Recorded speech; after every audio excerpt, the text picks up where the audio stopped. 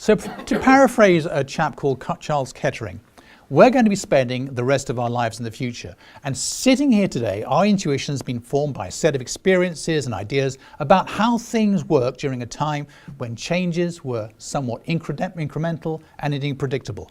And very soon, the Internet of Things, you all heard of the Internet of Things? Yes, the Internet of Things. And that was an expression coined by a chap called Kevin Ashton at MIT back in the 1970s. The Internet of Things will connect everyone and everything in a new paradigm that is far more complex than the original Industrial Revolution, but one whose architecture is going to be highly distributed, it's going to be invisible, and it's not going to be centralized along the familiar lines that we grew up with in the 20th century. And I'm going to try and explain some of these issues while taking a broader look at what things like AI, artificial intelligence, machine learning, the algorithm economy, all these things may actually hold for you, because we're on the cusp of a transformational change.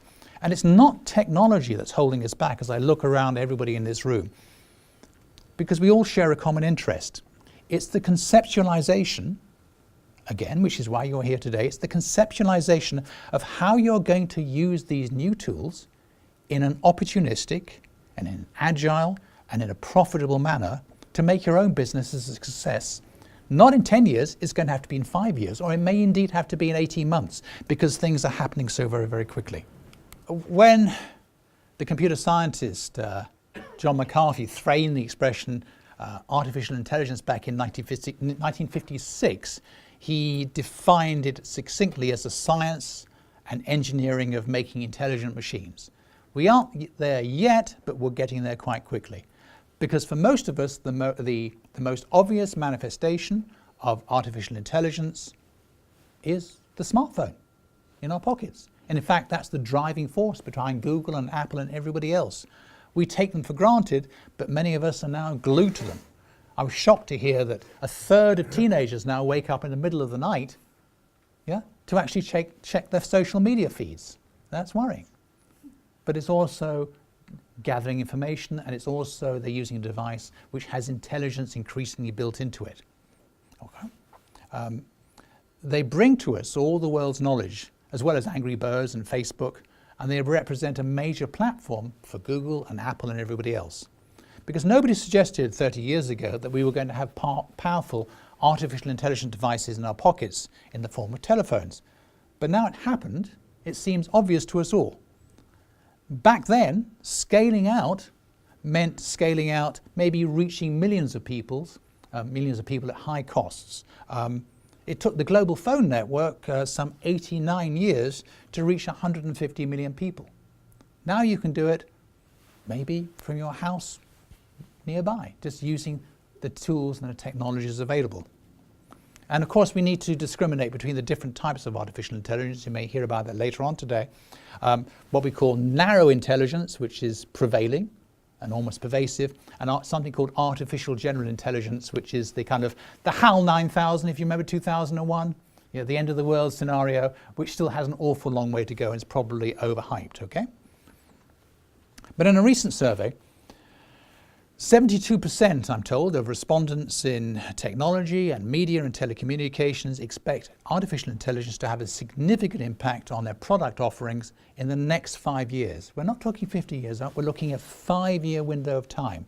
That is going to be transformative. And in particular, we're starting to see that it's going to be customer-facing activities, including marketing and automation, support and services, as well as supply chain management and much, much more. They're going to be the areas which we expect to be most impacted by improvements and the evolution of artificial intelligence within 5 years.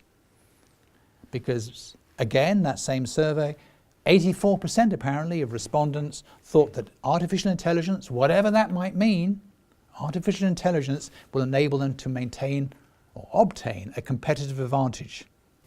I don't want to leave you with a picture, because it also plays to businesses. Everybody familiar with Wembley Stadium? Good, good. It's part of the world where I can say Wembley Stadium and everybody knows who I am.